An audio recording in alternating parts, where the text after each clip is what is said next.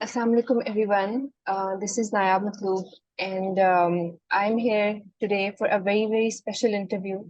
आज हमारे साथ शीरीन गुल हैं who recently got allocated in Pakistan Administrative Service in CSS 2022 result.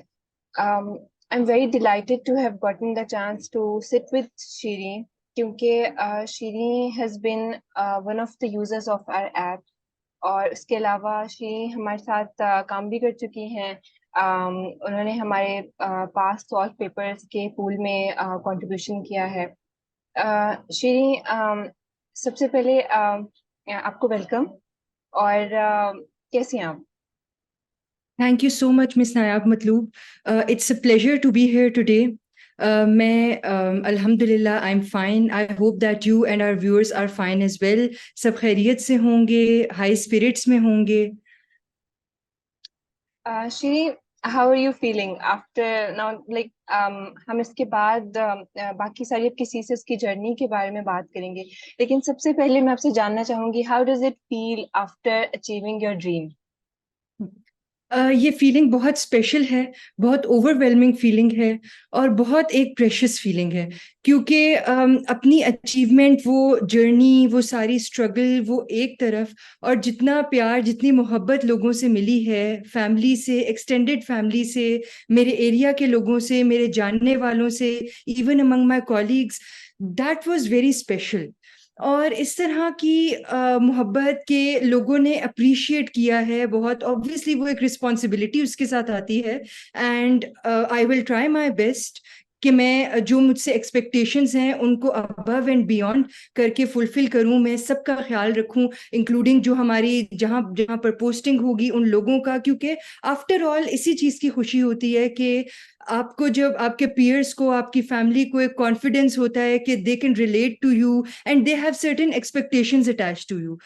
तो उस सब को मद्देनजर रखते हुए एक बहुत खुशी का फीलिंग है, एक बहुत प्रेशियस मोमेंट है, एक बहुत आप कह लें कि it's not only for your self, it's also for the people around you, आपके पेरेंट्स के लिए, आपके सिबलिंग्स के लिए, आपके जानने वालों के लिए ना. और एक वो एक फैक्टर ऑफ रिस्पॉन्सिबिलिटी तो जाहिर है आपको अभी से रियलाइज होना शुरू हो जाता है कि आपके ऊपर फ्यूचर में कैसी, किस टाइप की रिस्पॉन्सिबिलिटीज आएंगी, क्योंकि उन्हीं को ही मद्देनजर रखते हुए ये इस एग्जाम से, इस पूरी स्ट्रगल से गुजरते हैं. तो it's this feeling is beyond words. मतलब जो ये खुशी है अपने लिए भी, अपने इर्द गिर्द के लोगों के लिए भी, और एक इस चीज के लिए भी कि हम जैसे बहुत कह रहे होते हैं कि काश ये चीज ऐसे नहीं इस तरह से हो रही होती, अगर हमारे मुल्क में, हमारे सिस्टम्स में ये इम्प्रूवमेंट ले आए तो बेहतरी आ जाएगी. तो अब हम उस सिस्टम का पार्ट हैं, उस एक चेन का पार्ट हैं जहां से हम एक चेंज ला सकते हैं. तो उसका एक पार्ट होने का एक खुशी भी है उस चीज की, एक फीलिंग ऑफ रिस्पॉन्सिबिलिटी भी है, एक ये भी फीलिंग है कभी कभी इस तरह से भी होता है क्योंकि ऑल्दो 9 जून को रिजल्ट आया था, बहुत टाइम गुजर गया, but it still feels like it just came out yesterday. तो वो वाली अभी हाई एनर्जी बरकरार है अभी तक. That's great. और बिल्कुल मैं समझ सकती हूँ कि ये खुशी, ये फख्र कितना ज़्यादा फील होता है जब आपने किसी चीज़ के लिए बहुत स्ट्रगल की हो. अच्छा शीरीस, हम थोड़ा सा पीछे जाते हैं. थीसिस की तो हम बात करेंगे, लेकिन सबसे पहले हम बात करते हैं आपके अर्ली चाइल्डहुड की. Where were you born? आपका अर्ली चाइल्डहुड कहाँ पे गुजरा? अर्ली एजुकेशन कहाँ से है? थोड़ा सा उस बारे में बताइए. तो I was born in Lahore, क्योंकि मेरे जो मेटर्नल पूरी फैमिली है, grandparents, maternal aunts, uncles, वो सब उस टाइम पर 1994 पे दे वर बेस्ड इन लाहौर. तो I was born in Lahore, but soon after that we shifted to Islamabad, क्योंकि मेरे फादर की जॉब इस्लामाबाद में थी. तो फैमिली भी यहाँ पर ही, हम वी वर रेज्ड हेयर. और मेरी तमाम जो एजुकेशन है that is from beacon house school system up till A levels. और अगर बात की जाए थोड़ी सी एजुकेशन की भी, क्योंकि अर्ली चाइल्डहुड के ईयर्स ज़्यादातर एजुकेशन में, एक्स्ट्रा करिकुलर्स में गुजरते हैं, तो मैंने हमेशा कोशिश की है कि मेरे एकेडमिक्स, मेरे एक्स्ट्रा करिकुलर एक्टिविटीज़ के साथ बैलेंस्ड रहें. I have always been a part of the student council of my school whenever there was one, on the post of house captain, even on the post of provost marshal. That post was introduced for the first time, and I was the pioneer for that. और इसके अलावा भी मेरा interest था MUNs में, model United Nations में, back in our childhood, back in O level specifically model United Nations का trend बहुत ज़्यादा था। तो मैं उसमें बहुत ईगरली पार्टिसिपेट करती थी, बहुत एक्टिवली। और ये है कि काफ़ी सारी MUNs मैंने इसी बदौलत मैंने चेयर भी की। I was in the executive council of a few of them, और ये एक्टिविटीज साथ साथ चलती रहीं। स्पोर्ट्स की जहाँ तक बारी आई तो till grade 5th I was very active in sports, but as you know उसके बाद स्टडीज आपको प्रिडोमिनेट कर लेती हैं ज़्यादा, आपके एकेडमिक्स ज़्यादा आउटशैडो करते हैं, बाकी हर चीज़ को ओवरशैडो करते हैं। तो इसलिए मैं इतना एक्टिव नहीं रह सकी in sports, but still I like to play badminton just as a hobby.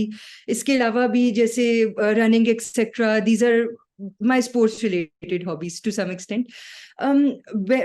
Coming on to a further stage, when I was a student at LUMS, वहाँ पर भी मैंने कोशिश की कि मैं अपनी academics को extra curriculars के साथ बैलेंस करूं। I presided the official publication society of LUMS which is PLUMS, और उसके अलावा कारमा जो कि एक journalism related student led event है, उसको भी मैंने कन्वीन किया था। I was a convener for that. LUMS का मेरा जो एक्सपीरियंस था दैट वाज वेरी यूनिक मेरी लाइफ में। अगर मैं आपको दो बहुत यूनिक बहुत टर्निंग पॉइंट्स बताऊं, दो ऐसे इवेंट्स, तो पहला वो था जब मेरी फर्स्ट मॉडल यूनाइटेड नेशंस थी बैक इन 2010। तो I was very new to all of this. मैं अभी अपने आप को डिस्कवर कर ही रही थी कि मेरी क्या स्ट्रेंथ्स हैं, मेरी क्या वीकनेसेस हैं। तो एज इससे पहले थोड़ा सा वो होता है, ग्रेड 6 to 8 क्लासेस आपके एकेडमिक्स काफ़ी अपस्केल हो रहे होते हैं विद ईच क्लास, तो आप थोड़े एक्स्ट्रा करिकुलर्स में थोड़ा फॉल बैक कर जाते हो और इस तरह से। But that was the time when I took a revamp, especially in when it comes to extracurriculars. It was my first model United Nations, और मैं head delegate भी थी। तो in my very first model United Nations I got the best delegate award. तो वो एक wins का leadership skills का इतना ज्यादा, it was one stage where I discovered myself. और उसके बाद अगर मैं किसी स्टेज की बात करूं तो that was when I went to LUMS. I was a hostelite there in LUMS. मेरी फैमिली तो क्योंकि सारी इस्लामाबाद बेस्ड है, वहां पर अपने तौर पर ऑल्दो आपको सब फैसिलिटीज आपको अवेलेबल होती हैं, लेकिन खुद से रहना, अकेले रहना, आप जितनी मर्जी अपने पेरेंट्स के साथ इन टच हो, आप हर रोज भी बात करो, तो बहुत सारी चीजें होती हैं जो आपको अपने एंड पर खुद से मैनेज करनी होती हैं। तो आई थिंक एक दोबारा ऐसा मोमेंट आया मेरी लाइफ में जहां मैंने अपने बारे में बहुत कुछ लर्न किया। तो और उसकी वजह से मैंने ये भी लर्न किया कि कभी कभी ऐसा भी होता है कि आप अपनों के साथ रहते हुए भी, कनेक्टिविटी रहते हुए भी, you are all on your own.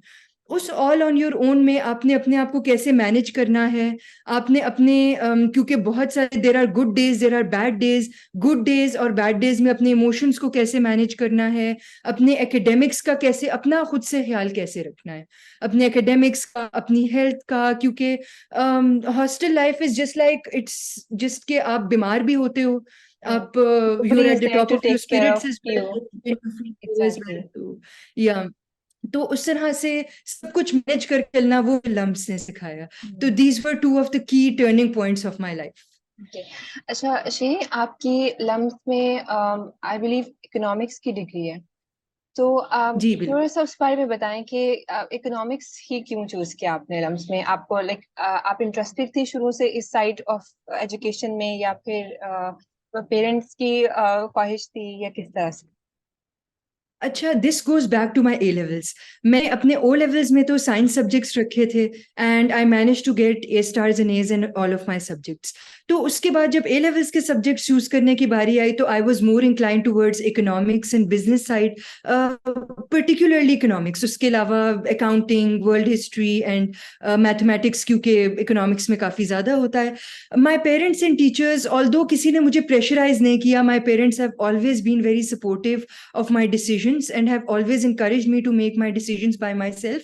लेकिन उनको थोड़ा सा था कि साइंसेस को जैसे कंसिडर करते हैं कि दे open up more opportunities for you, मतलब जिस तरह से अगर आप ए लेवल्स में ही अगर आप स्विच कर लेते हो towards economics and that field, तो आपके लिए साइंसेस में जाना पॉसिबल नहीं होता, लेकिन साइंसेस से यहाँ पर आना पॉसिबल होता है. But I took that one major decision कि मैंने ए लेवल्स में ही इकोनॉमिक्स और अकाउंटिंग, वर्ल्ड हिस्ट्री, मैथमेटिक्स को ऑप्ट किया. तो मेरे पेरेंट्स ने, ऑल्दो उनको था कि ज़रा मैं अगर साइंसेस परस्यू कर लूँ, but still they were very supportive of my idea. तो वहाँ से फिर इकोनॉमिक्स का मुझे ये है कि मेरा जो इंटरेस्ट था वो ए लेवल से था, और वो कंटिन्यू होते होते then I opted for economics as my major at LUMS as well. और LUMS का decision भी इसीलिए क्योंकि LUMS is a huge name when it comes to social sciences in Pakistan. तो इसलिए फिर मैंने यहाँ से ही अपनी studies, despite being so a little bit about my family background as well, कि I am the eldest among my cousins as well, apart from being the eldest among my Right. Sibling, and I am the only daughter of my parents. तो obviously वो apprehensions वगैरह तो थी, but considering the stature that LUMS possesses in terms of social sciences and especially economics, my parents confided in me and they believed in me and sent me to study in LUMS. हमें idea है कि parents की अपनी apprehensions भी होती हैं, which is a way of depicting their love. But my parents took that decision to send me to LUMS, and I was also, मेरी भी एक थी ख्वाहिश, और उन्होंने मेरी ख्वाहिश Right. में ये है कि मुझे सपोर्ट किया काफी. Right. अच्छा Shri, where did this motivation for CSS came? ये भी क्या आपकी like आपकी अपनी चॉइस थी, या फिर ये पेरेंट्स की चॉइस थी? इसके बारे में थोड़ा सा बताएं. ये भी मेरी अपनी चॉइस थी, and something very unique about this choice was कि most of the student plan on taking the CSS exam, appearing for CSS when they're during their university, yeah, right after they graduate. But this decision came out, and this interest in CSS came out about for me for quite after that time. When I was in my career, I was working at Shell back in 2021. In fact, by the end of 2021, start of 2022, I was working at Shell. I had a good job. वहाँ का work culture भी बहुत supportive था. Salaries वगैरह, everything was quite good. But we used to have these sessions, career planning sessions within our organization. और वो basically वहाँ पर आपकी पर्सनल ग्रोथ और आपके ड्रीम्स को लेके आपके जो करियर ग्रोथ है उसका बहुत ख्याल रखा जाता था.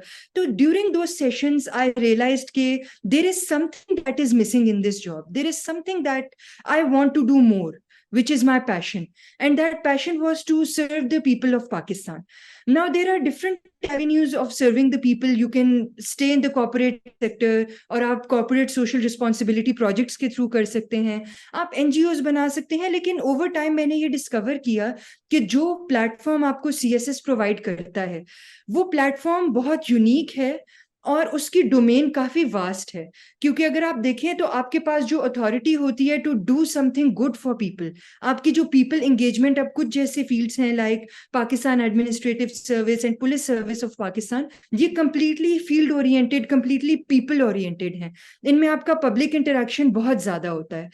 तो और बाकी भी जो हमारी फील्ड्स हैं उनमें भी, तो वो उसके थ्रू जो आपको यूनिक प्रॉब्लम्स, क्योंकि हम यूनिवर्सिटीज लेवल पर भी पढ़ते हैं, स्कूल लेवल पर भी पढ़ते हैं कि पाकिस्तान के प्रॉब्लम्स क्या हैं, लेकिन वो बहुत सरफेस लेवल होता है. असल में अगर आप फील्ड में जाएं तो आपको पता चलता है कि ये प्रॉब्लम्स कितने डीप हैं, और इनसे भी ज्यादा कितने ऐसे प्रॉब्लम्स हैं जो ग्रास रूट लेवल पर फॉल करते हैं. तो वो एक्सपोजर और वो प्लेटफॉर्म कुछ करने का, कुछ बेहतर करने का जो CSS प्रोवाइड करता है, मेरे ख्याल में वो सबसे यूनिक है और सबसे वास्ट है. तो that prompted me to take this decision of appearing in this exam. और फिर मैंने ये है कि I took my due time to research upon the optionals, to research upon the opportunities, the groups etcetera, और वहां से फिर मैंने अपनी जर्नी स्टार्ट की. Right. अच्छा, आपने भी बोला कि अपने अपने ऑप्शनल और सारी चीजें स्टार्ट की. अब यहाँ पे आई वांट टू नो कि वो किस पॉइंट से अपने अपनी सीएसएस की स्टार्ट की प्रिपरेशन. बहुत से लोग स्टार्ट करते हैं ऑप्शनल के साथ, बहुत से लोग कुछ होते हैं जो कंपल्सरीज को पहले they start with Islamic studies और पाकिस्तान अफेयर्स। तो आपने कहाँ से अपनी प्रिपरेशन स्टार्ट की के बारे में थोड़ा सा बताएं। अच्छा, सबसे पहले तो आई बिलीव कि आपके ऑप्शनल्स की जो चॉइस है that should be very smart. You should very thoroughly go through the website, जो आउटलाइंस हैं सब्जेक्ट्स की, क्या चीजें उसमें कवर हो रही हैं, रेफरेंस बुक्स कैसी हैं। One must take their due time to go through those outlines and figure out कि आपके लिए कौन से सब्जेक्ट्स जो हैं वो बेहतरीन आपको सर्व करेंगे, क्योंकि हर इंसान का डिफरेंट सब्जेक्ट्स में एप्टीट्यूड डिफरेंट होता है। आपका जो आपका एकेडमिक बैकग्राउंड है that may be of help in this. आप कितना जल्दी किस चीज को एब्जॉर्ब कर सकते हो। कुछ लोग साइंसेज और मैथमेटिक्स को ज्यादा इजीली एब्जॉर्ब कर सकते हैं, कुछ लोग ऐसे होते हैं जो सोशल साइंसेज जिनको ज्यादा इंटरेस्टिंग लगती हैं। तो आपका interest, mark schemes, marking trends, उसके अलावा आपकी रेफरेंस बुक्स, आपको बैकग्राउंड नॉलेज कितना है, बैकग्राउंड नॉलेज नहीं भी है तो उस सब्जेक्ट के रिसोर्सेज कितने अवेलेबल हैं, इन सब चीज़ों की रिसर्च से तो आपको स्टार्ट करना चाहिए। और आपकी ऑप्शंस की चॉइसेस बहुत अच्छे तरीके से आपको करनी चाहिए, क्योंकि आप ये देखें कि compulsories is something that we can not change, but optionals आपके अपने हाथ में होते हैं। और इसके बाद ये है कि I started off with one compulsory subject and then beside one optional subject. तो मैंने इस तरह से किया था कि मैंने अपने टाइम लिमिट रख दी थी कि अच्छा, जैसे इस्लामिक स्टडीज है तो I will give it a week, और एक वीक के बाद मैं इस्लामिक स्टडीज की मेरी जितनी भी प्रिपरेशन, मेरी कोशिश तो ये होनी चाहिए कि मेरी पूरी प्रिपरेशन कंप्लीट हो जाए। लेकिन इसके अलावा यह है कि इसके बाद मैं कोई और सब्जेक्ट पकड़ लूंगी, और जब वो सब्जेक्ट मैंने कंप्लीट कर लिया तो then I will switch back to Islamic studies. इससे ये होता है कि आपका एक जो वो एलिमेंट होता है ना कि कोई भी चीज कंप्लीट नहीं हो रही, everything is just in way, it's just a huge work in process और you are not getting any way, वो वाली एक चीज नहीं होती। और ये भी कभी कभी होता है कि आप एक सब्जेक्ट अगर स्टडी करने बैठते हैं तो वो बहुत ज्यादा टाइम ले लेता है। तो अगर आप इस तरह से अपना टाइम मैनेज करोगे, because this work very well for me, तो आपके लिए एक तो आपको ये नहीं होगा कि आपने एक ही सब्जेक्ट स्टडी आप कर रहे हो कॉन्स्टेंटली, और आपकी स्पीड भी जाहिर है फिर कम हो गई है, स्पीड ऑफ स्टडी भी, और आप फिर बीच में वो होता है थोड़ा सा बोर्डम का एलिमेंट भी आ जाता है। तो वो चीज नहीं होती, और आप थोड़ा ना इट्स वो जो एक आपको एंजाइटी सी एक रहती है कि पता नहीं मेरा सिलेबस कवर होता है कि नहीं, तो वो भी काउंटर हो जाती है to some extent. It keeps you on your toes. Right right. अच्छा श्री, कंपल्सरी में सबसे जो एस्पिरेंट्स का को मुश्किल तरीन सब्जेक्ट्स लगते हैं और सबसे ज्यादा फेल भी स्टूडेंट्स उसमें होते हैं, that is English essay and precis. तो सबसे पहले आप अपनी इंग्लिश की इन जनरल, एक तो आई बिलीव कि आपकी इंग्लिश, बिकॉज आपने इतने अच्छे इंस्टीट्यूशन से पढ़ा है, आपको वो एज था और आपकी English was better than a lot of aspirants out there. तो आप थोड़ा सा उसमें हम पहले एसए की बात कर लेते हैं, उसके बाद प्रेसी पे चलेंगे कि आपकी एसए को लेके क्या स्ट्रेटजी थी, किस तरह से आपने मेक श्योर किया कि आप एसए को पास करें विद गुड मार्क्स। अच्छा, तो स्टार्टिंग ऑफ विद ऐसे यू राइटली पॉइंटेड आउट कि ऐसे में फेलियर परसेंटेज बहुत ज़्यादा होती है। उसका रीज़न ये है कि सीएसएस का इंग्लिश ऐसे बहुत टेक्निकल है। तो you rightly pointed out कि my background helped me a lot, especially when it comes to grammar, vocabulary, etc. And even with I believe कि logical thinking में भी, because I had mathematics, etc. as my subjects, जिनमें logical reasoning बहुत important होती है, क्योंकि I understand कि ये बहुत सारे लोगों को ये बड़ी एक अजीब बात लग रही होगी कि मैं मैथ का comparison इंग्लिश के साथ कर रही हूँ, but it's just that कि आपका जब आप logically think करते हैं तो वो जो मर्जी सब्जेक्ट हो, आपको आपकी लॉजिकल थिंकिंग एक डेवलप हो जाती है, क्रिटिकल थिंकिंग। तो बैकग्राउंड के साथ साथ आई बिलीव कि जो टेक्निक होती है उसको फॉलो करना बहुत इंपॉर्टेंट होता है, कि आपने आउटलाइन कितनी स्ट्रांग बनाई है। ऐसा तो नहीं हो रहा कि आप अपनी आउटलाइन में ही इंटायर पैराग्राफ्स लिख रहे हो, इतने लंबे लंबे सेंटेंसेस लिख रहे हैं कि वो बिल्कुल रैम्बलिंग हो गया है। या फिर कुछ ऐसी चीज तो नहीं है कि आप ऐसे के टॉपिक को ही नहीं समझ पाए, क्योंकि कभी कभी ऐसा हो जाता है, एग्जाम का स्ट्रेस ऐसे होता है, कभी ऐसे की वर्डिंग इस तरह की आ जाती है कि it's not very easy to crack. तो it's first of all it's very important to understand कि ऐसे किस टाइप का है। Is it an expository essay, is it an argumentative essay, what type of an essay is it. उसके हिसाब से फिर ऐसे की टेक्निक क्रैक करना बहुत इंपॉर्टेंट है, क्योंकि अगर आप वो नहीं कर पाए तो आपको जाहिर है कि आपके बहुत मतलब इट्स आप 50% तो गेम आपने वहां पर ही लूज कर दी। राइट। उसके बाद आपकी बहुत अच्छी आउटलाइन बनाना बहुत इंपॉर्टेंट है, और इस सब के लिए ये बहुत इंपॉर्टेंट है कि आप ऐसे की प्रैक्टिस करते रहो। आई रिमेम्बर कि मैंने बहुत सारे एसेस की प्रैक्टिस की थी, at least I practise essays from 2018 onwards, और उसके लिए ये है कि फिर मैंने वो इवेल्युएट भी करवाए थे। तो उससे मुझे ये इम्प्रूवमेंट मेरे अंदर आई थी, विच आई बिलीव कि अगर मेरी मैं प्रैक्टिस ना करती तो शायद मैं ना कर पाती। अगर आप CSS 2022 के ऐसे का एग्जाम देखें तो इट्स नॉट लाइक कि टॉपिक्स मुश्किल थे या उनमें आपको समझ नहीं आता कि क्या टॉपिक आपसे क्या मांगा जा रहा है ऐसे में। इट्स जस्ट दैट कि मुझे उस वक्त ये फील हुआ था along with some other of my peers who appeared in that exam कि ऐसे टॉपिक्स बहुत रिस्ट्रिक्टिव थे। मतलब उनको अगर वही टॉपिक्स हमारे सब्जेक्ट एग्जाम में आते तो वो बहुत इजी हो जाते, क्योंकि वहां पर जहां पर आपने 1000 वर्ड्स का एक आंसर लिखना है, उसी आंसर को उसी क्वेश्चन को जब आपको कहा जाए कि आप उस पे 2500 to 3000 वर्ड्स लिखें, और वो भी आप अच्छे कंटेंट के साथ, not with any rambling content, तो वो एक चैलेंज हो सकता था। बट मेरी ऐसे की प्रैक्टिस ने मुझे हेल्प आउट किया, number one in choosing my topic for the ऐसे। क्योंकि आपको यहाँ बैठे हम अगर बात कर रहे हैं तो हमें ऐसे लगेगा जैसे 3 घंटे बहुत ज्यादा टाइम है, पर एग्जाम का स्ट्रेस, उसके बाद जब आपको वर्ड्स, ना सिर्फ आपको वो 3000 वर्ड्स लिखने होते हैं, बल्कि आपको अपना कंटेंट प्लान करना होता है, आपको आउटलाइन डेवलप करनी होती है, आपको ये भी सोचना होता है कि मेरे पास एविडेंसेस हैं, क्या कोई मटेरियल है, सपोर्टिव मटेरियल इस चीज के लिए जो मैं एक्सप्लेन करूंगा या करूंगी उसके लिए। तो वो 3 आवर्स बहुत कम पड़ जाते हैं इस सब में। तो उस चीज में इस तरह से कि मैं अपना थॉट प्रोसेस ऐसा डेवलप करूं कि मैं एक अच्छा डिसीजन ले सकूं कि मैंने कौन सा ऐसे अटेम्प्ट करना है, और मैंने आउटलाइन कैसे डेवलप करनी है विद गुड कंटेंट। तो उस चीज में मुझे प्रैक्टिस ने बहुत हेल्प किया। And I attempted the question related to gender studies, जो कि ये था कि controversial gender topics in contemporary women rights movements, इस तरह से था। I might not be 100% correct when I'm stating the statement, but it was मतलब जिस्ट उसकी ये थी। तो अगर आप ये भी देखें तो मतलब जहन में स्टार्ट में 2-3 पॉइंट्स ही आते हैं, but as I developed my outline, जब मैं लिस्ट डाउन करना शुरू हुई कि मेरे पास क्या एविडेंसेस हैं और मैंने कैसे एक बहुत इस तरह से व्यू पॉइंट अपना प्रेजेंट करना है कि I am not like aligning with any side, but I am presenting the facts, very logical facts. So उस चीज को लॉजिक के साथ कैसे प्रेजेंट करना है वो फिर मुझे अपनी मेरी प्रैक्टिस से मैंने सीखा। जी, यहाँ पे बहुत सारे स्टूडेंट्स का ये भी क्वेश्चन होता है कि एस्से के नंबर ऑफ वर्ड्स तो हमें पता है, लेकिन एक सर्टेन उसकी कितनी लेंथ होनी चाहिए, कितने नंबर ऑफ पेजेस होने चाहिए, आउटलाइन के कितने पेजेस होने चाहिए। कुछ लोग ये कहते हैं कि 1 पेज इज एनफ, कुछ कहते हैं आपकी 2-3 पेजेस की आउटलाइन होनी चाहिए।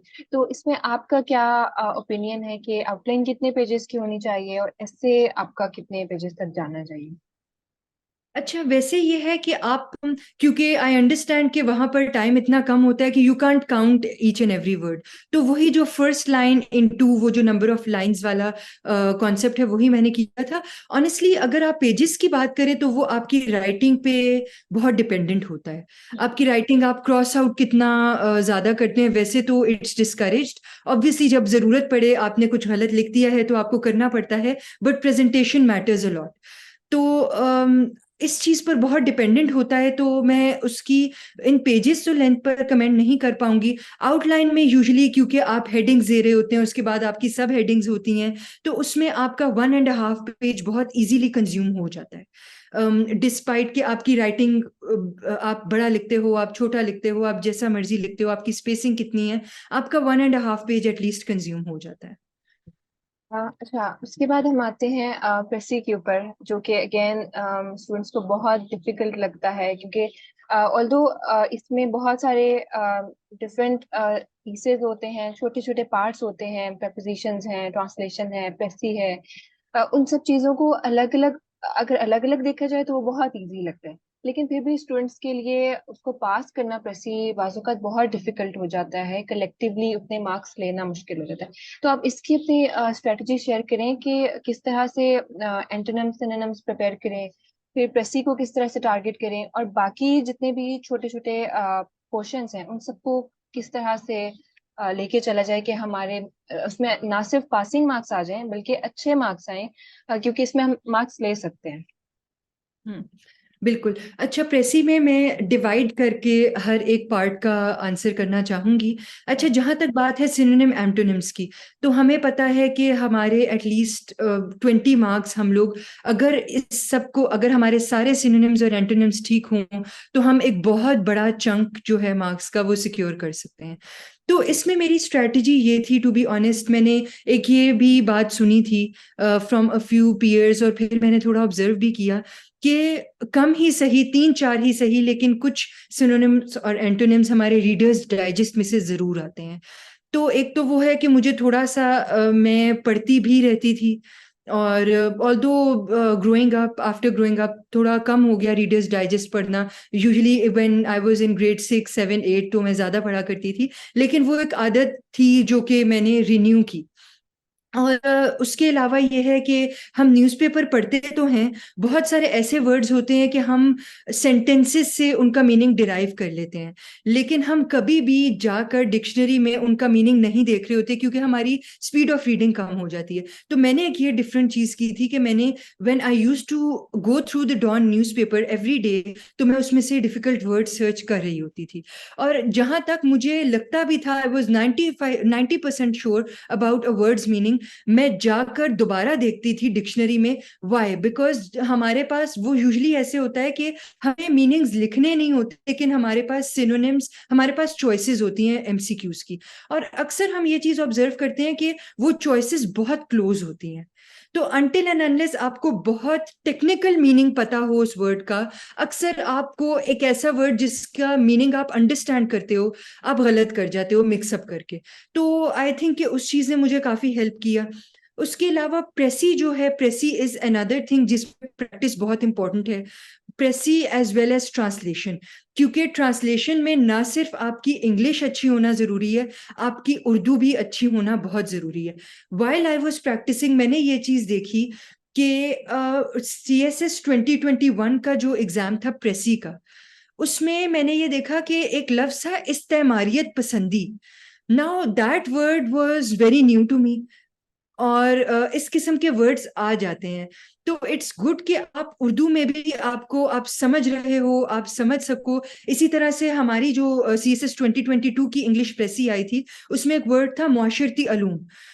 नाउ अगर एक ऐसा इंसान होगा जिसको इतना क्लियर आइडिया नहीं होगा उर्दू का, he would not be very fluent in Urdu, तो वो बहुत इजीली इसको मिक्सअप कर देगा, और हो सकता है कि वो सही वर्ड ना यूज करे इंग्लिश में।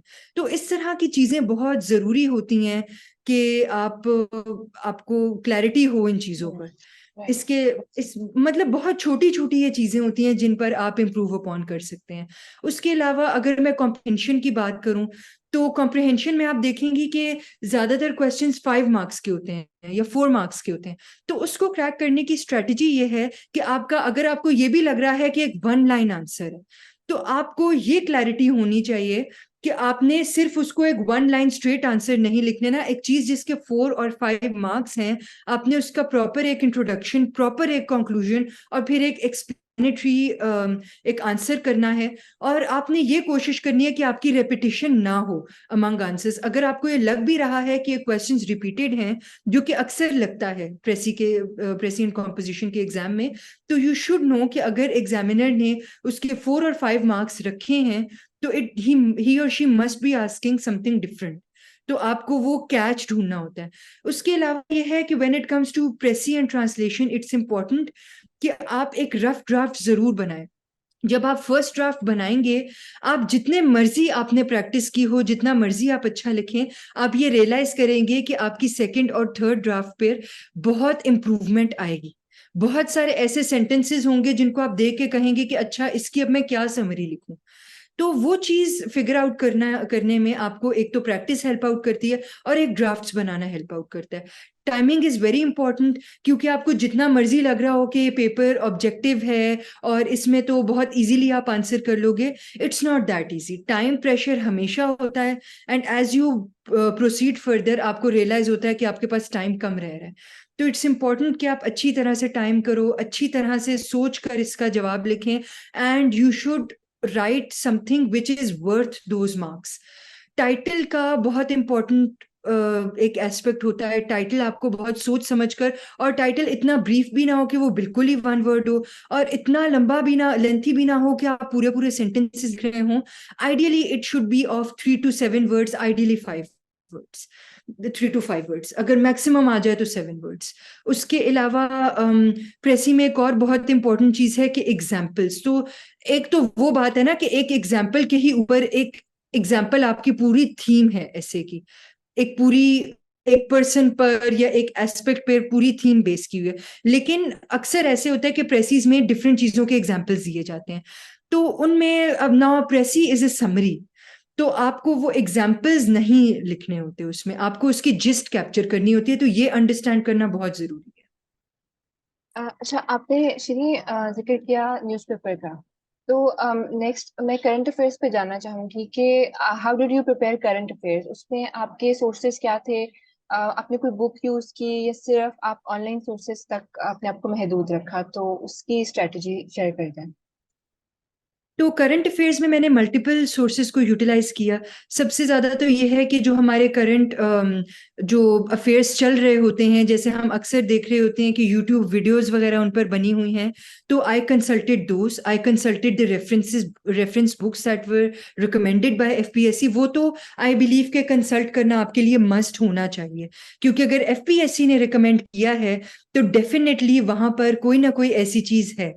उसके अलावा हमारे करंट अफेयर्स में जो डिफरेंट थीम्स हैं, it's very important to keep up with those themes as well as with the newspaper. क्योंकि न्यूज़पेपर में ये होता है कि अगर आप उसकी हिस्ट्री देखें, अगर आप एनी 3 मंथ्स के न्यूज़पेपर्स उठाकर इन अ लाइन पढ़ें क्रोनोलॉजिकल ऑर्डर में, तो आपको ये रियलाइज होगा कि वो जो थीम्स होती हैं, आप प्रॉपर एक स्टोरी डेवलप कर सकते हैं कि ये कहाँ से कोई चीज स्टार्ट हुई और कहाँ पर वो आकर अभी जिस स्टेज पर खड़ी है वो डेवलपमेंट कैसे हुई। तो न्यूज़पेपर ने बहुत इंपॉर्टेंट रोल प्ले किया, एफपीएससी रिकमेंडेड बुक्स, उसके अलावा जो यूट्यूब रिसोर्सेज हैं, क्योंकि आप देखें कि बुक्स तो लिखी जा चुकी हैं, तो उनके ऊपर अपने नॉलेज को अपडेटेड रखना इज वेरी इंपॉर्टेंट। उसके अलावा न्यूज़ के साथ कांस्टेंट फॉलोअप रखना। एक तो मैंने apart from local news channels, मैंने बीबीसी को के ऊपर आई केप्ट अ क्लोज आई, अल जजीरा के ऊपर आई केप्ट अ क्लोज आई। तो इस तरह से it's important to monitor those as well. Current affairs में एक और चीज जिससे मुझे बहुत हेल्प किया, those were the think tanks, the statistics produced by the think tanks and the articles written by those, जो different publications होती हैं, like IPRI, like Paradigm Shift, इन सब चीज़ों को मैंने कंसल्ट किया।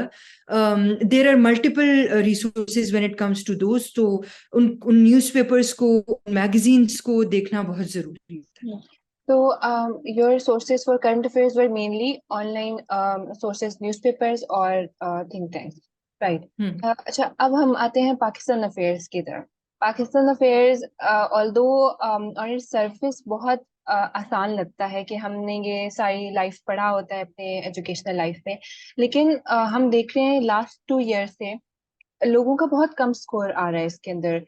Even they are scoring under 20। तो how did you prepare Pakistan affairs, और किस तरह से उसका, क्योंकि हम उसमें देखते हैं कि उसके पोर्शंस हैं, प्री पार्टीशन एरा है, फिर आफ्टर इंडिपेंडेंस एरा है, और उसके बाद उसके कुछ करंट पार्ट है। तो उन तीनों पार्ट्स को अलग अलग किस तरह से प्रिपेयर किया कि you can score good marks?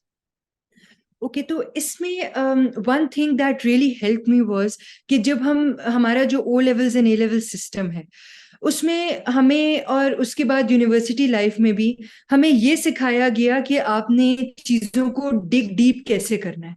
Like एक बुक तो होती है, लेकिन उस एक बुक में जो एक चीज़ लिखी जाती है उसके बहुत सारे डिफरेंट पर्सपेक्टिव्स होते हैं। और सीएसएस में आई बिलीव के उन डिफरेंट पर्सपेक्टिव्स को एक्सप्लोर करना बहुत ज़रूरी है, जो कि आप किसी भी एस्पिरेंट से, चाहे वो O levels and A levels background से हो या फिर वो मैट्रिकुलेशन बैकग्राउंड से हो, वो जिस भी बैकग्राउंड से हो, वो इस चीज़ पर ज़रूर एग्री करेंगे कि ये it's not just plain rote learning, जो कि अनफॉर्चुनेटली बहुत सारे सिस्टम्स में प्रेवलेंट है। तो it's very important to know कि अच्छा ठीक है, कोई अगर बैटल हुई थी तो दोनों साइड्स के क्या, इसके क्या पर्सपेक्टिव था, डिफरेंट एंगल्स इसके क्या थे, इसके क्या इम्पैक्ट्स है, डिफरेंट हमारी जो डिफरेंट डेवलपमेंट्स हुई उन पे। उसके अलावा जैसे हमने कॉन्स्टिट्यूशन पढ़ा तो था while preparing for Pakistan studies at different levels, लेकिन पाकिस्तान अफेयर्स डिमांड्स के हमारे पास कॉन्स्टिट्यूशन की इन डेप्थ नॉलेज हो। ना सिर्फ पाकिस्तान अफेयर्स बल्कि यही सब्जेक्ट्स जो होते हैं ये आपको लिंकअप करते हैं ऐसे के साथ, लाइक जेंडर स्टडीज के साथ कि वुमेन के क्या प्रोविजंस हैं, इवन इकोनॉमिक्स के साथ के आपके इकोनॉमिक प्रोविजंस क्या हैं कॉन्स्टिट्यूशन में। तो it's very important to see these things in addition to knowing that history.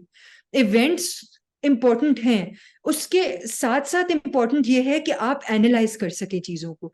तो वो एक एबिलिटी डेवलप करना, because it's not just knowing things, it's also about developing that ability to analyze and then writing analytical answers. And this is मैंने जो जितनी मेरी observation है वो ये है कि आपके एनालिटिकल स्किल्स को जज किया जा रहा होता है in each and every exam. तो वो चीजें डेवलप करना, उसके बाद बहुत, जैसे जब हमारा एग्जाम हुआ था सीएसएस का, तो एक बहुत ज्यादा हॉट डिबेट ये चल रही थी कि पार्लियामेंट्री फॉर्म ऑफ गवर्नमेंट और प्रेसिडेंशियल फॉर्म ऑफ गवर्नमेंट। तो इस किस्म की जो डिबेट्स होती हैं उनको अंडरस्टैंड करना भी बहुत इंपॉर्टेंट होता है। उसके अलावा बहुत सारे इवेंट्स जिनको हम बहुत इजीली स्किप कर जाते हैं, like budget, like major policies, even current affairs related themes, तो उन पे एक आई रखना बहुत जरूरी है, उनको बहुत कीनली स्टडी करना चाहिए। तो at the end of the day Pakistan affairs, current affairs etcetera, everything is correlated. Right. Shri, आपने पाकिस्तान अफेयर्स के लिए कौन से सोर्सेज कंसल्ट किया, कौन सी बुक्स प्रिपरेशन के? आई बिलीव क्योंकि उसका न्यूज़पेपर में इतना ज्यादा कंटेंट होता नहीं है तो उसके लिए बुक्स करनी पड़ती है। तो आपने like did you go through different books, या आपने बस वीडियोस और न्यूज़पेपर्स पे रिलाई किया पाकिस्तान अफेयर्स के लिए? अच्छा, पाकिस्तान अफेयर्स वो सब्जेक्ट है, इवन के बाकी भी, पर पाकिस्तान अफेयर्स सबसे ज़्यादा जिस पर मैंने एफपीएससी की जितनी भी रिकमेंडेड बुक्स हैं उनको बहुत क्लोजली स्टडी किया। तो राइट। अब जाहिर है क्योंकि इंसान पूरा का पूरा नॉलेज तो रिटेन नहीं कर पाता, लेकिन जितना मैक्सिमम नॉलेज मुझसे हो सका मैंने उन बुक से रिटेन किया, क्योंकि कमेंट्री डिफरेंट ऑथर्स की बहुत ज़रूरी होती है इसमें। आपका जो लिटरेरी पीसेस होते हैं, क्योंकि it's not just about your viewpoint और what you want to say, it's the certain way of saying those things as well. तो वो फिर डेवलप करना, वो राइटिंग स्टाइल डेवलप करना, उसके लिए बहुत ज़रूरी है कि आप बुक्स को गो थ्रू करें। तो वो किया। उसके अलावा आप अगर देखें तो 20 मार्क्स का तो आपका ऑब्जेक्टिव होता है, उसके लिए ये है। और ऑब्जेक्टिव का हम देखते हैं कि रिसोर्सेज और पास्ट एमसीक्यूज अवेलेबल तो होते हैं ऑनलाइन, लेकिन वो कंसोलिडेटेड फॉर्म में मुझे सीएसएस एग्जाम कंपेनियन को मैंने डिस्कवर किया। और ना सिर्फ पाकिस्तान स्टडीज बल्कि एक बहुत यूनिक चीज़ ये थी कि इकोनॉमिक्स के बहुत कम रिसोर्सेज मुझे ऑनलाइन मिल रहे थे, और मैंने स्पेशली फॉर एवरी सब्जेक्ट, लेकिन specially for economics MCQs CSS exam companion को बहुत यूजफुल पाया, जहां पर मतलब इट्स नॉट समथिंग कि आपको कोई एकेडमी की तरह कोई ट्यूटोरियल मिल रहा है और it's something like that, it's just practice material which is very important, but the convenience is कि आपको एक जगह पर वो कंसोलिडेटेड मटेरियल मिल रहा है। So that is. और आप अगर देखें तो रिटन की जो प्रेपरेशन होती है उसमें आपके पास टाइम कंस्ट्रेंट बहुत होता है, तो वो उस कम टाइम में आपको रिसोर्सेज कंपाइल्ड मिल जाएं तो that is a great help. और वहां पर मैंने सीएसएस एग्जाम कंपेनियन को बहुत यूजफुल पाया। ग्रेट। अच्छा श्री, अब हम बात कर लेते हैं इस्लामिक स्टडीज की। इस्लामिक स्टडीज में what were your sources and what was your strategy और पेपर अटेम्प्टिंग टेक्निक्स जिसकी वजह से you were able to score such good marks in exams? और इस्लामिक स्टडीज का भी यही है, पाकिस्तान अफेयर्स की तरह। I did consult most of the books recommended by FPSC. उसके अलावा जो हमारी फरखंदा नूर मोहम्मद की बुक है, उसको भी मैंने कंसल्ट किया, and that was helpful in terms of themes को कंसोलिडेट करना, क्योंकि आप you have to study a lot of things. Books में भी बहुत नॉलेज अवेलेबल होता है, पर उस नॉलेज को डिफरेंट पोर्शंस में ब्रेक डाउन करना उसमें, और अपनी मतलब कि नॉलेज के लिए स्ट्रेटेजी डेवलप करने में, that book help me a lot. उसके अलावा मैंने ये किया था, क्योंकि इस्लामिक स्टडीज में जाहिर है आप अगर कोई बात कर रहे हैं तो सीएसएस एग्जाम में ये जरूरी है कि आप हर बात का कोई ना कोई एविडेंस, कोई ना कोई प्रूफ जरूर लाएं। इट शुडंट बी कि आपने अपना कोई ओपिनियन दे दिया, क्योंकि you are not an authority on anything. तो उसमें फिर यही है कि when it comes to Islamic studies तो हदीस और कुरान पाक भी वैलिड हमारे रिसोर्सेज हैं। उसके अलावा कुछ अगर स्कॉलर्स, कुछ ऑथर्स ने कोई बात की है इनके ऊपर, building upon these things, these resources. तो ये है कि फिर मैंने एक सेपरेट पूरी बुक बनाई जिसमें मैंने हर थीम के लिए रेफरेंसेस अपने कोट किए, और ना सिर्फ रेफरेंसेस कोट किए, मेरी कोशिश ये भी थी कि मैं उन रेफरेंसेस की वर्स नंबर और सूरा नंबर भी याद करूं। तो अगर आप मेरा थोड़ा बैकग्राउंड देखें तो there was a lag of around 3.5 years from the time that I graduated when I last pursued my studies. उसके बाद क्योंकि मेरी कॉर्पोरेट जॉब रही है, उसमें एज सच एकेडमिक्स का उस तरह से रोल नहीं था, तो वो माइंडसेट डेवलप करने में, वो दोबारा से चीज़ें याद करने में मुझे थोड़ा टाइम लगा। बट ये है कि that time was worth it, और ये एक इन्वेस्टमेंट थी। और it's very, especially when it comes to Islamic studies, it's very important कि आपकी आपकी कोशिश होनी चाहिए कि आप हर क्वेश्चन के हर पार्ट के लिए, एक क्वेश्चन के यूजुअली 2 पार्ट्स होते हैं, तो आप हर पार्ट के लिए आपके पास at least 6 references to be safe जरूर होने चाहिए, नहीं तो 4 तो आपके पास होने ही चाहिए। तो इस तरह से फिर मैंने एक सेपरेट बुक रखी जिसमें मैंने वो रेफरेंसेस लिखे और उनको याद किया, और एंड डे तक मैंने उनको रिवाइज में करती रही। राइट। अच्छा, अब कंपल्सरी, लास्ट कंपल्सरी हमारा जनरल साइंस एंड एबिलिटी है। तो how did you prepare this subject? तो general science and ability was my favourite subject. It still is, apart from criminology, because that is another favorite subject that I have. तो general science and ability का ये है, तो math का जो उसका portion था, जो लॉजिकल रीजनिंग का था, आई रियली लाइक दैट। और उसमें तो ये है कि just to keep my mind agile as well, मैं बहुत इसकी प्रैक्टिस की मैंने। और ये है कि I really enjoy practicing that subject, practice doing all the practice material. Apart from past papers, मैंने इसके लिए बहुत ऑनलाइन जितने भी मुझे रिसोर्सेज मिले, मैंने वो यूटिलाइज किए थे for general science and ability. और जो उसका साइंस पोर्शन था, उसमें यह है कि मुझे यूनिवर्स को स्टडी करना बहुत अच्छा लगता है। मैं बहुत एक कीन इंटरेस्ट लेती हूँ यूनिवर्स के लिए, क्योंकि just a little bit insight into my childhood कि when I was in grade 1 I aspired to be an astronaut. So Oh, it interesting. got me in touch with my younger self. So I thoroughly enjoyed studying general science and ability. Right, right. So ये आपको preparation as such लगी नहीं होगी कुछ, it must be a fun time for you. अच्छा Shri, are you there? Okay. So Shri, अब आपने criminology Yes, की, ma'am, there was a little bit of that. Alright, alright. Shri, अब हम आते हैं आपके ऑप्शनल सब्जेक्ट्स की तरफ। यू मेंशन क्रिमिनोलॉजी कि ये आपका फेवरेट सब्जेक्ट था, तो इसके बारे में बताएं, स्टूडेंट्स को गाइड करें कि आपके क्या सोर्सेस थे, किस तरह से आपने, क्योंकि ये रिलेटिवली न्यू सब्जेक्ट है। 2016 ऑनवर्ड्स ये 2016 में इंट्रोड्यूस हुआ, और उसके बाद से हमारे पास जरा इसके बारे में कम मटेरियल अवेलेबल है जनरली मार्केट के अंदर।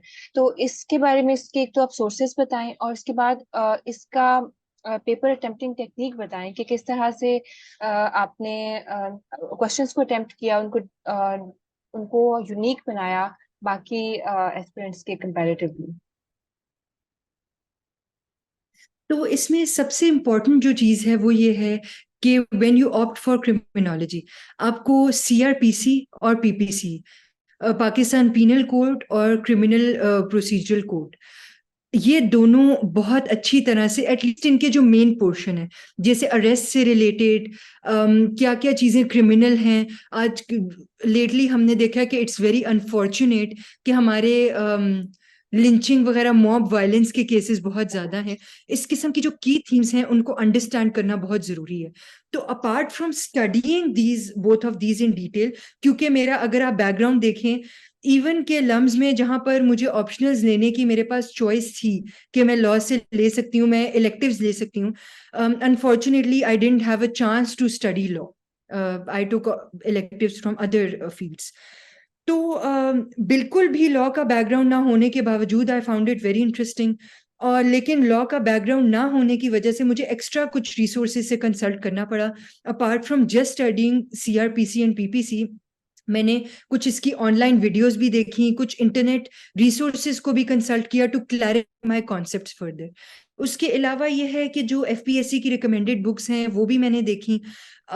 सबसे इम्पोर्टेंट ये चीज अंडरस्टैंड करना है कि unlike most other subjects, criminology इस तरह डिवाइडेड होता है कि आपके हर पोर्शन से आपने एक क्वेश्चन जरूर अटेम्प्ट करना होता है।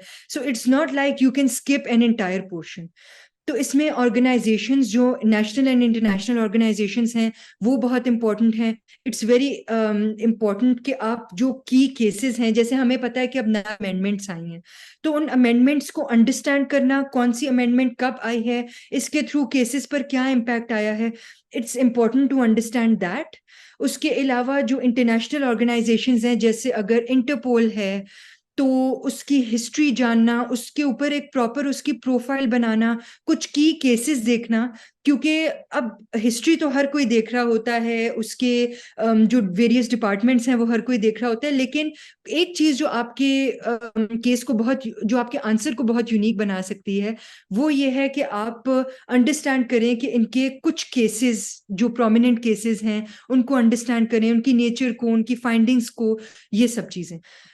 उसके अलावा ये भी इम्पोर्टेंट है कि आप जो मॉडर्न कॉन्सेप्ट्स हैं like crypto currency, like money laundering, इन सब की आपको अंडरस्टैंडिंग होनी चाहिए। बाकी ये है कि इसकी थेरीज हैं। थेरीज में एक चीज जिसने मुझे बहुत हेल्प किया वो है कि मेरा एक सब्जेक्ट सोशियोलॉजी भी था।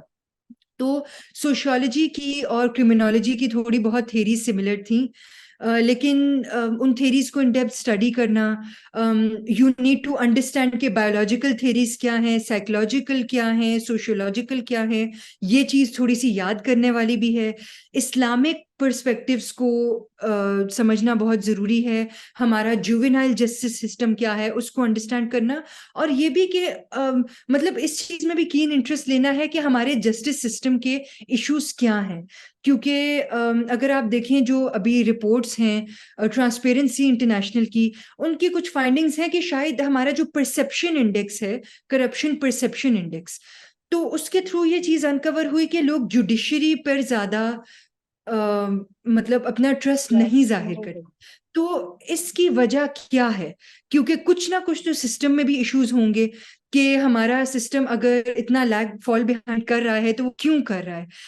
उसके लिए एविडेंसेस ढूंढना, जैसे कितने केसेस हैं जो अभी तक कैरी फॉरवर्ड हो रहे हैं, कितने केसेस पर अभी तक वर्किंग चल रही है, कितने सालों से चल रही है, हमारा जुवेनाइल सिस्टम क्या रिकमेंड करता है, हमारा विमेन जेल्स कैसे हैं।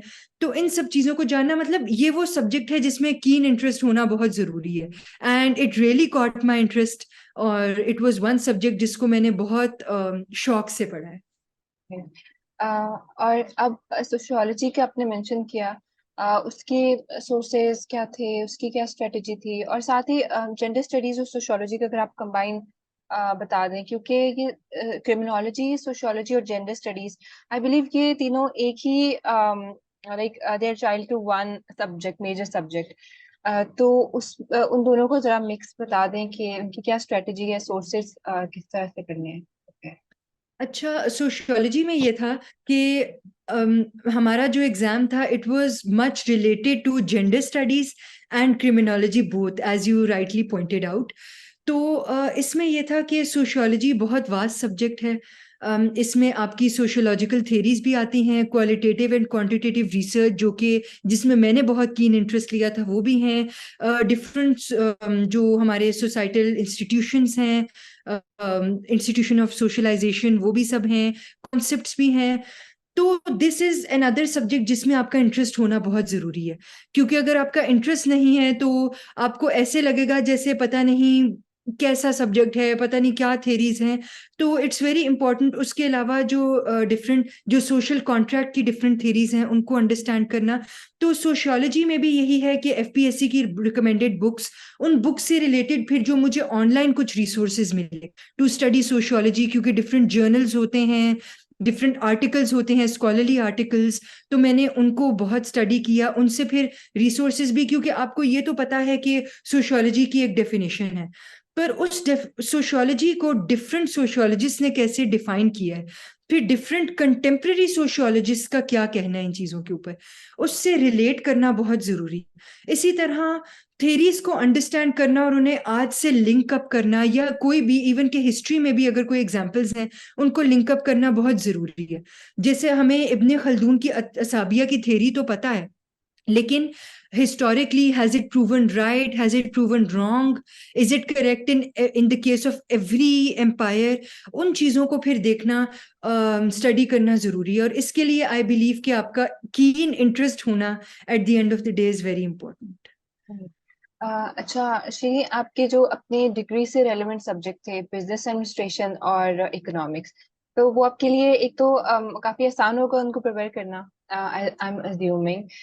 उसकी स्ट्रेटजी बता दें। और ऑल्दो ये सब्जेक्ट्स बहुत ज्यादा ऑप्ट नहीं किए जाते हैं स्टूडेंट्स को, इवन जिनका बैकग्राउंड होता है इकोनॉमिक्स में और बिजनेस एडमिनिस्ट्रेशन में, वो भी जरा रिलक्टेंट होते हैं, क्योंकि बहुत से लोग ये ख्याल करते हैं कि जहाँ आपने इतने सारे ह्यूमैनिटीज के सब्जेक्ट पढ़ने हैं और करंट अफेयर्स पढ़ना है, तो आप बेहतर यह है कि आप subjects like international relations opt करें, जो कि आपको वैसे हेल्प करें।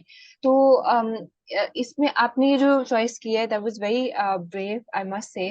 तो आप इसमें एक स्ट्रेटजी बताएं और थोड़ा सा जिन लोगों का बैकग्राउंड है उनको इनकरेज करें कि वो ये सब्जेक्ट्स ऑप्ट करें, क्योंकि ये अच्छा स्कोर दे सकते हैं इफ प्रिपेयर्ड वेल। अच्छा, स्टार्टिंग फ्रॉम इकोनॉमिक्स, तो इकोनॉमिक्स का ये है कि क्योंकि मेरी डिग्री थी तो मेरे लिए अंडरस्टैंड करना, बिकॉज देर आर सब्जेक्ट्स जिनका अगर आपको बैकग्राउंड नॉलेज ना हो फिर भी आपके लिए ग्रास्प करना, आपके लिए अंडरस्टैंड करना is easy. Economics is not one of those. Economics का अगर आपको बैकग्राउंड नहीं है और आप स्क्रैच से स्टार्ट कर रहे हो, मैं ये तो नहीं कहूंगी कि इट्स अनसरमाउंटेबल और इम्पॉसिबल है, लेकिन यह है कि आपके लिए बहुत डिफिकल्ट होगा उन चीजों को ग्रास्प करना, क्योंकि ये एक इंटायर फील्ड है जिसके ऊपर आपने बिल्ड अपॉन करना हो। तो इकोनॉमिक्स के मैंने ये देखा कि specifically related to competitive examinations हमारे पास कोई इस तरह के रिसोर्सेज नहीं थे, जैसे हमारे पास जेंडर स्टडीज या फिर सोशियोलॉजी, क्रिमिनोलॉजी, इन सब में होते हैं। तो इकोनॉमिक्स में यह है कि मैंने जो मेरे बैचलर्स डिग्री के कुछ रिसोर्सेज थे, लाइक इंटरनेशनल ट्रेड की जो हमारी बुक थी, उसके अलावा जो मैनकीफ की बुक है माइक्रो मैक्रो इकोनॉमिक्स की मतलब प्रिंसिपल्स ऑफ इकोनॉमिक्स की, जो गेम थ्योरी की हमारी बुक सी एमपी टुडैरो की जो बुक है फॉर डेवलपमेंट इकोनॉमिक्स, ये सब किया। उसके अलावा अगर आप इकोनॉमिक्स की आउटलाइन देखेंगे तो when it comes to development economics आपकी थेरीज नहीं डिफाइंड कि आपको एग्जैक्टली कौन कौन सी थेरीज करके जानी है। और इकोनॉमिक्स के वर्ल्ड में there is like it's a sea of theories. तो उनमें फिर ये है कि थोड़ी बहुत तो मैं ये भी कहूंगी कि सोशियोलॉजी से थोड़ा सा रिलेशन ये था कि डेवलपमेंट इकोनॉमिक्स की जो थेरीज हैं वही हमने सोशियोलॉजी में भी स्टडी की थी। तो वो एक इंटर रिलेशन बन गया थोड़ा। इकोनॉमिक्स ने मुझे सोशियोलॉजी भी हेल्प किया through by virtue of this. बाकी ये है कि आपको मेहनत ज़रा ज़्यादा करनी पड़ती है, क्योंकि जहाँ आपके पास बाकी चीज़ों के ऑनलाइन रिसोर्सेज अवेलेबल हैं, बहुत इजीली रिसोर्सेज अवेलेबल है, वहाँ पर आपको इकोनॉमिक्स के रिसोर्सेज डिग आउट करने पड़ते हैं। बट इट्स जस्ट दैट कि अगर आप देखें तो इकोनॉमिक क्योंकि बहुत एक मेजर फील्ड है when it comes to foreign policy और इवन डोमेस्टिक पॉलिसीज एक्सेट्रा, तो आपको इकोनॉमिक स्टडी तो चाहे जितनी मर्जी सरफेस लेवल करनी पड़े, लेकिन स्टडी उसको करना ज़रूरी है। तो मैं तो यही कहूँगी कि it help me out a lot. अलबत्ता ये होता है कि हमें ये सिर्फ इसलिए कि एक सब्जेक्ट अगर हमारी डिग्री का है, उसको लेके हम ओवर कॉन्फिडेंट नहीं हो सकते। हमें उतना ही उस पर फोकस अपॉन करना है, उतना ही उसके ऊपर वर्क अपॉन करना है जितना कि एक 200 मार्क्स सब्जेक्ट डिजर्व करता है, और जितना कि कंपेटिटिव एग्जाम डिजर्व करता है। लेकिन हमें अंडर कॉन्फिडेंट भी नहीं होना, क्योंकि at the end of the day वो चैलेंजेस जो होते हैं उनको प्रॉपर स्ट्रेटजी के थ्रू उनको कॉन्कर किया जा सकता है। तो it's just that strategy which help me out a lot.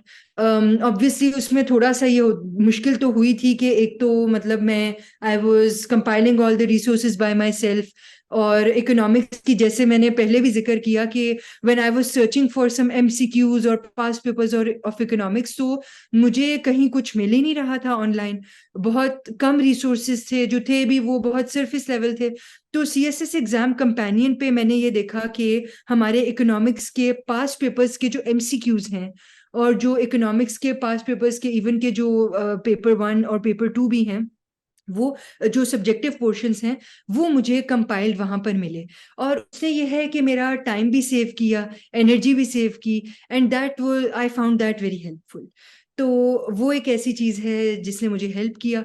Business administration का भी ये है कि it's a very lengthy subject, क्योंकि अगर आप देखें कि जितने इसके पोर्शंस हैं, मैनेजमेंट, मार्केटिंग, ह्यूमन रिसोर्स, और इसके अलावा सप्लाई चेन मैनेजमेंट, तो ये सब प्रॉपर कोर्सेज होते थे back when I was in lumps.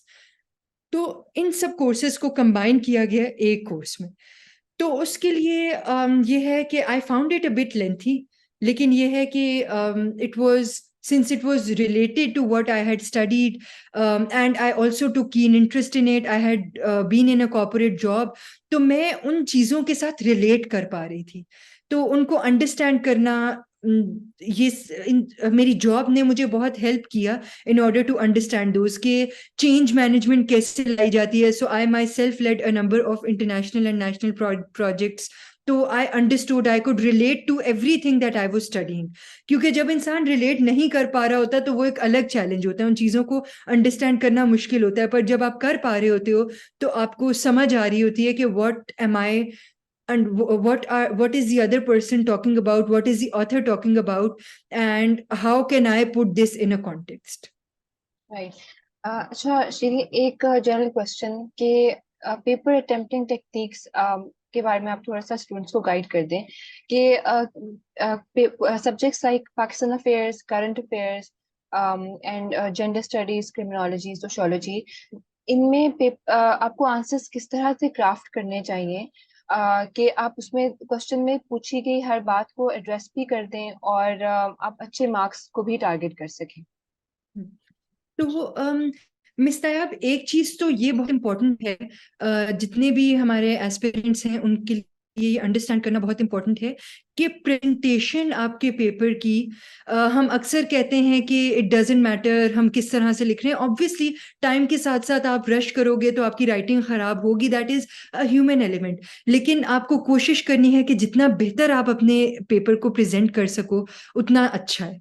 उसके अलावा ये है कि जब आपके सामने क्वेश्चन पेपर आए तो आप एक बहुत कीन नजर डालो सब पर, सब क्वेश्चंस पर, और आप ये देखें कि कौन से क्वेश्चंस के पास आपके आपके पास बहुत अच्छे आंसर्स हैं, कौन से क्वेश्चंस के लिए, along with evidences, along with any stats, any supporting material that you might have.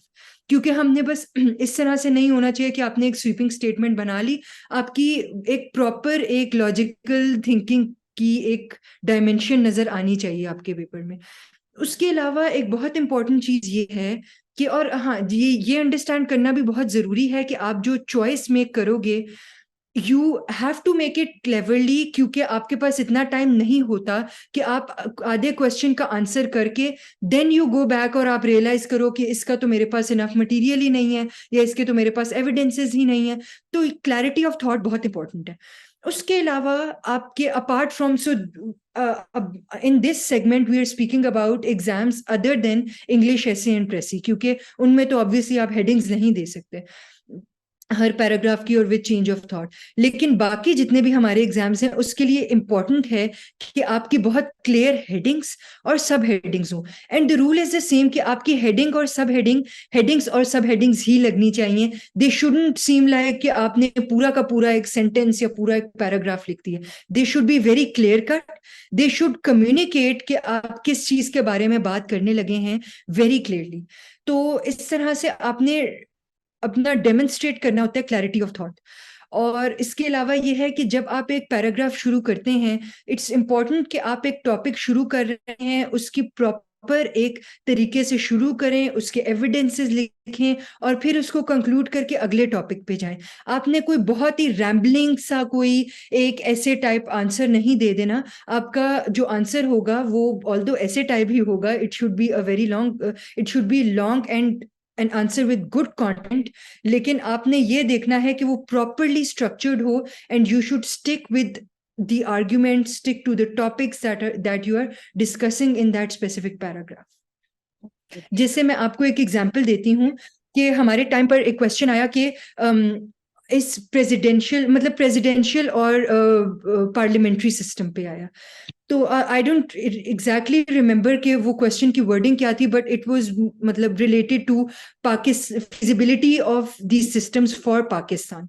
तो अब इसमें इट्स इम्पोर्टेंट कि आप डिस्क्राइब करो कि प्रेसिडेंशियल सिस्टम क्या है।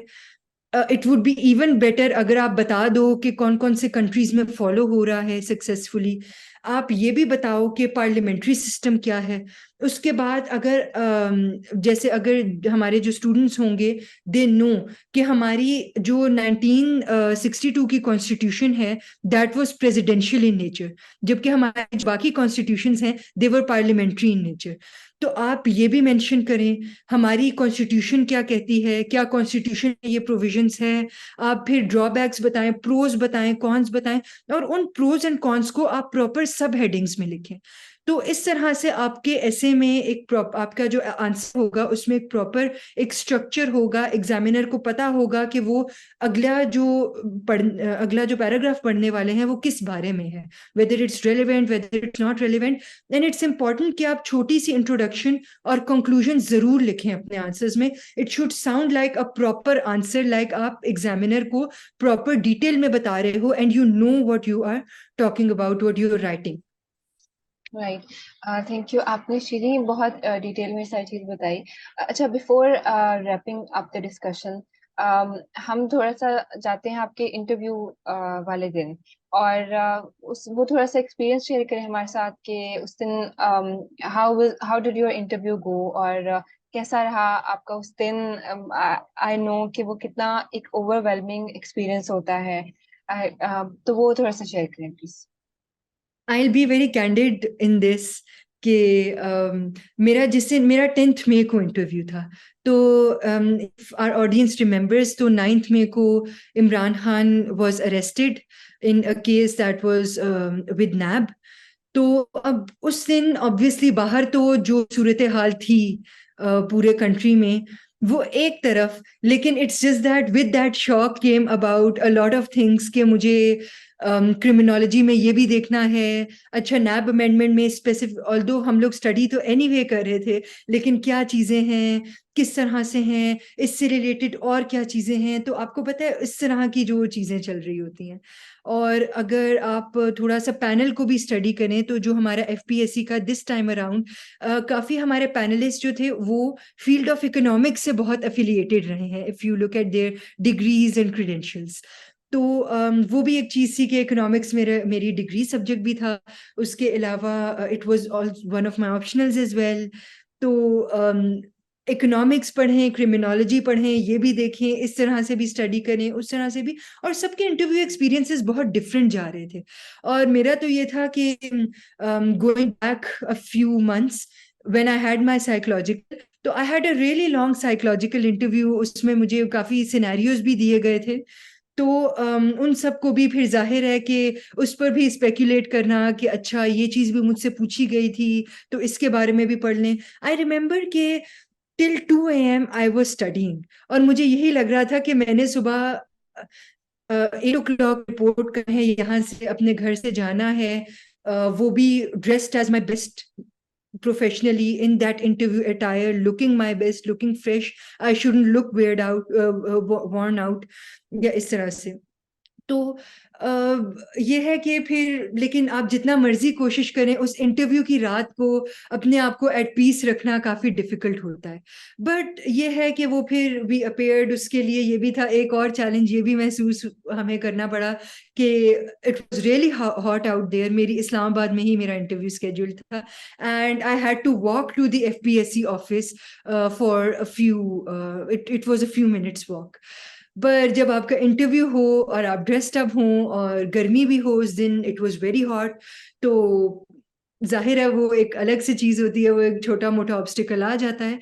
बट आई रिमेम्बर कि वो जो इंटरव्यू से पहले थोड़े से मिनट थे कि आपका माइंड रेस कर रहा होता है. उसके अलावा ये है कि जब आप इंटरव्यू रूम में जाते हैं तो आपके पास कोई गैजेट, कोई डिवाइस नहीं होता. They take those away from you.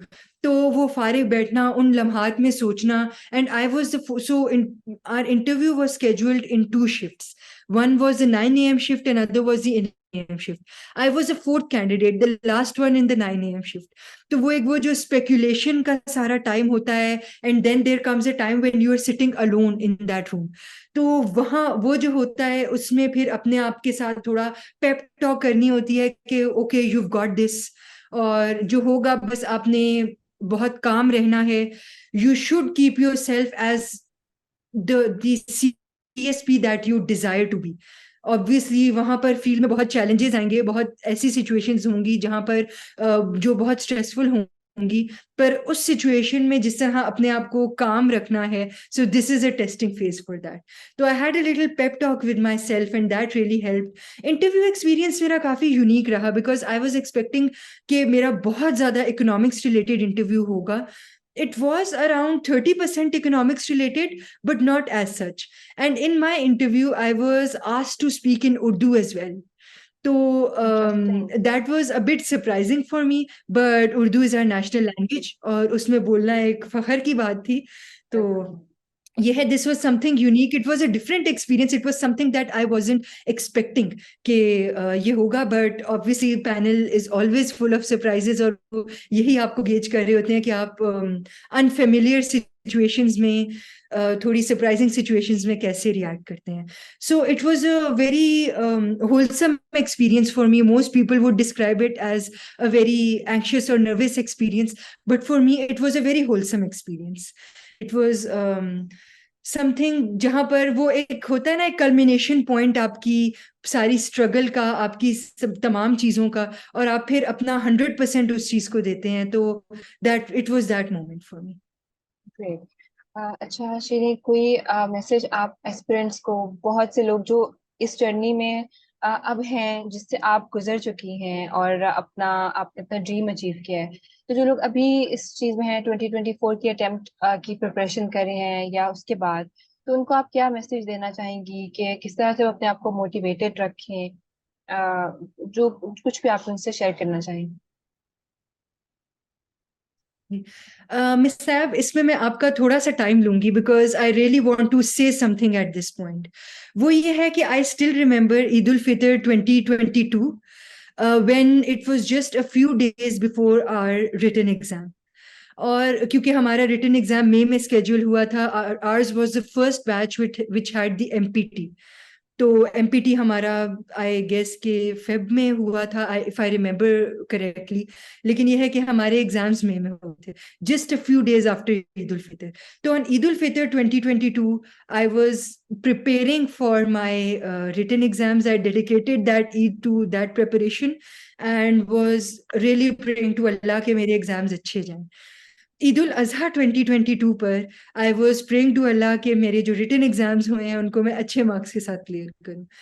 Eid ul Fitr 2023 पर on one hand I was very thankful to Allah कि वो पॉइंट आया है कि इस वक्त मुझे अपने इंटरव्यू की फिक्र है, बिकॉज आई नो कि इस पॉइंट के आने में भी कितनी स्ट्रगल लगी है और कितने ऑब्स्टिकल्स को ओवरकम किया है, कितनी चैलेंजिंग सिचुएशंस देखी हैं.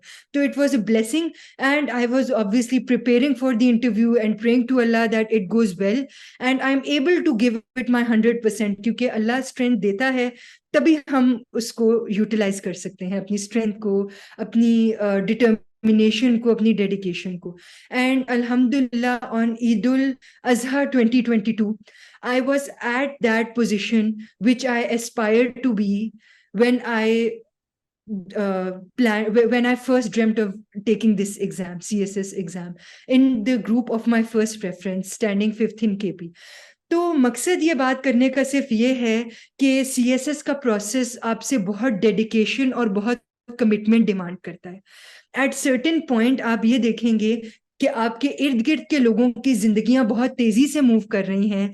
आपके इर्द गिर्द के लोग अपने ट्रिप्स पर भी जा रहे हैं, अपने कुछ फेस्टिविटीज एंजॉय कर रहे हैं, वो लाइफ को एंजॉय कर रहे हैं, पर आप यहाँ पर स्टक हो इस प्रोसेस में. कभी कभी आपको ऐसा भी लगेगा कि you've got this और आपकी बहुत अच्छी तैयारी है और जितनी बेहतरीन हो सकती है उतनी है. फिर कभी कभी आपके ऐसे पॉइंट्स आएंगे जहां पर आपको लगेगा कि आपकी कोई ऐसी तैयारी नहीं है, आपकी तैयारी अच्छी नहीं हो रही, नहीं हो पाएगा, पता नहीं होता है कि नहीं होता. मैं पर्सनली बताती हूँ कि रिजल्ट से कुछ मिनट्स पहले भी हमें नहीं आइडिया था कि हम कहाँ होंगे. और ये एक ह्यूमन नेचर है कि अगर आप मतलब एक जनरल एक ह्यूमन नेचर है कि आप हमेशा अपनी पोटेंशियल को थोड़ा सा अंडर एस्टिमेट करते हो और आपको दूसरों को आपकी पोटेंशियल आपसे बेहतर नजर आ रही होती है. तो no matter how difficult the time is, no matter how challenging you feel that it is, even के जब मैं रिटन एग्जाम्स के लिए अपेयर हो रही थी तो मुझे ये भी याद है कि कभी कभी ऐसे लगता था जैसे पता नहीं मेरा पिछले दिन का एग्जाम कैसा हुआ है और पता नहीं मैं वो एग्जाम क्लियर कर पाती हूँ कि नहीं, मुझे नहीं पता कि मेरी नेक्स्ट डे की तैयारी कैसी है. स्पेसिफिकली जब मैं अपने इकोनॉमिक्स के एग्जाम के लिए जा रही थी, क्योंकि उसमें आपको 100% एश्योरिटी नहीं होती. There is so much to cover कि इवन के PhD लेवल के लोग भी शायद उनको भी ये डाउट, वो भी 100% श्योर ना हो कि okay we are 100% satisfied with our preparation. तो वो 100% सेटिस्फैक्शन आपको कभी नहीं आती अपनी तैयारी से. तो नो मैटर एग्जाम से पहले वाले दिन आप जितना मर्जी ये सोच रहे हो, क्योंकि ये डाउट हमेशा आता है कि मेरी तैयारी नहीं अच्छी और maybe I should attempt for maybe I should prepare for the next attempt, wait for it. Believe in yourself, don't give up upon this, don't let these thoughts have the better portion of you. Just believe in yourself. आपको जितना मर्जी लग रहा हो कि बहुत challenging है, मेरी तैयारी नहीं अच्छी, आपको अगर ये है ना कि मैंने अपना 100% दिया है, I did my best, you should have confidence in your self. और इसमें मोटिवेटेड अपने आप को, देर विल बी टाइम्स जब आप बहुत डीमोटिवेटेड फील कर रहे होगे और आप ये लगेगा कि आप प्रोसेस में स्टक हो. It requires that dedication, it requires that commitment, and you should know that if you give it your best, you will get the best, inshallah. Or no matter however things turn out, Allah is the best of planners. What is in your hands is giving it your 100%. So that is something that you should worry about. Be resilient, have that faith in yourself, know that you have it in you, and then inshallah you will be able to conquer it. Great, great. Shiri, thank you so much for your time. Thank you so much for sharing your experience with us. और I wish you very best of luck for your journey ahead. और मेरी दुआ है कि आप जितनी humble और जितनी motivated अभी हैं, इसी तरह अपनी सर्विस में भी रहें. और जिस ड्रीम के साथ ये सर्विस आपने ज्वाइन की है, आप वो फुलफिल कर सकें, अपने लोगों को सर्व कर सकें और इसी तरह से अपने पेरेंट्स के लिए एक काबिल फख्र उनकी बेटी रहें. बहुत सारी दुआएं for your future and thank you once again. Thank you so much. Thank you so much, Miss Sayab. This was a wonderful conversation. I hope कि हमारी ऑडियंस ने भी enjoy किया होगा और उन्हें motivation मिली होगी इससे.